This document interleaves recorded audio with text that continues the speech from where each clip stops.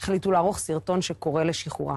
נעמה היא פעילת שלום, וישנה תקווה שהמסר הזה יעזור להביא לשחרורה. בוא נראה רגע קטע מהסרטון הזה, ואז נדבר עם מיה. I met Naama at a program called Hands of Peace, which brought Israeli, Palestinian, and American teenagers together to discuss the Israeli-Palestinian conflict. It was amazing how Israelis and Palestinians can just enjoy being together.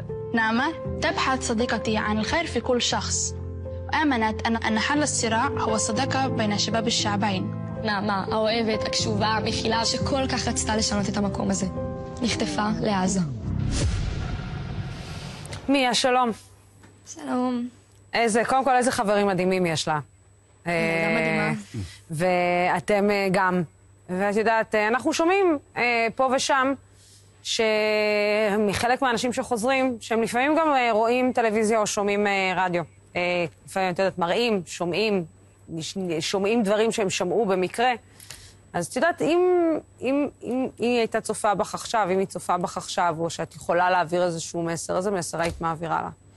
הייתי מעבירה לה שתזכור כמה שהיא מדהימה, וכמה שהיא חזקה, ויש לה שקט וצניעות, שמוכיחים שלא תמיד צריך לצעוק בשביל לדבר, ושיש לה לב ענק, ושאם היא תפתח אותו, כל הטוב יגיע אליה, ושתחזיק מעמד, ושהיא ממש בקרוב תחזור הביתה, וכולנו מחזיקים לה אצבעות פה, וכולנו אוהבים אותה ומחכים לה.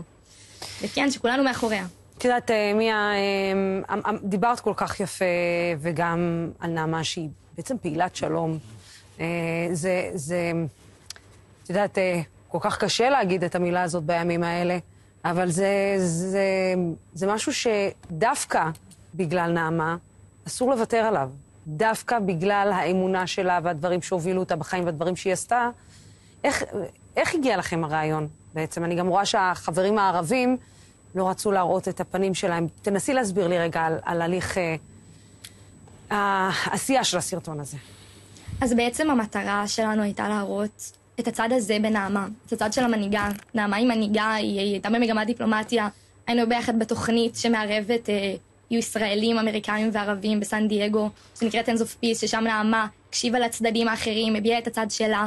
והיה חשוב לנו להראות לעולם את הדבר הזה, שנעמה, ילדה מתבגרת בגיל שלי, עם חברים, חלומות ושאיפות, שפעלה גם למען לעשות באמת טוב בעולם, כרגע חטופה בעזה, ושמצב כזה לא אמור לקרות, ושזה לא סיטואציה הגיונית, ולהראות שדווקא זאת שכל כך מאמינה וכל כך נלחמה בשביל לעשות מקום טוב יותר, אז כן, באמת להראות את הצד הזה של נעמה, שאנשים בעולם יראו את זה, ושיראו כמה שהיא מדהימה.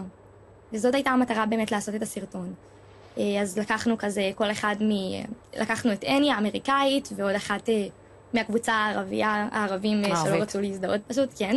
למה בעצם הם לא רצו להזדהות? פחד מתגובות קשות? את יודעת, בצד שלהם לא כל כך מכילים את הסיטואציה ולא כל כך מבינים, וכל אחד מגיע ממשפחה שונה ומסביבה שונה, וזה בסופו של דבר ערבי מהגדה המערבית, זה מהשטחים, זה לא פשוט. אבל זה שהיא באה ולקחה את האומץ ובאה לדבר, מראה על כמה שאפילו, את יודעת, כמה נעמה הצליחה להשפיע בתוכנית.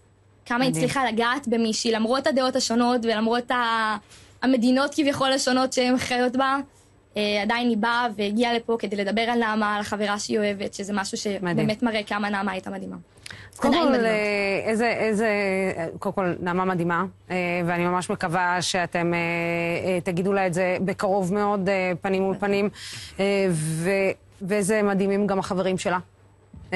תודה רבה לך, מיה, על זה שדיברת איתנו, ותודה רבה לך על מה שאת עושה, ותודה רבה לך על בכלל, על הנוער שאתם. בטח, תגידי מה שאת רוצה. אני אשמח לבקש מכל מי שצופה בשידור הזה, אם הוא יכול שנייה לחשוב דקה ביום, ולהתרכז בנעמה, ולשלוח לה מחשבות טובות, ולהאמין שהיא חוזרת, ממש לדמיין אותה פה, עטופה בחברים ובמשפחה שלה. אתם יודעים, למחשבות יש המון כוח, ואני מאמינה שאם נחשוב טוב, יהיה טוב, אז כל מי שצופה בשידור, אני ממש אשמח אם תוכלו להקדיש איזה דקה אחת ביום, ובאמת, לשלוח אור ואנרגיות טובות לנעמה.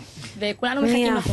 מיה, תודה רבה, יקרה. תודה רבה לך על הדברים האלה. אנחנו שולחים את הבקשה הזאת ממך ומאיתנו גם להקדיש לנעמה דקה, 2, 3 ביום, כדי אהבה מרגישים בסוף ואנרגיה מרגישים. תודה רבה, מיה. גם על האנרגיות שלך שהבאת לנו. תודה. כן.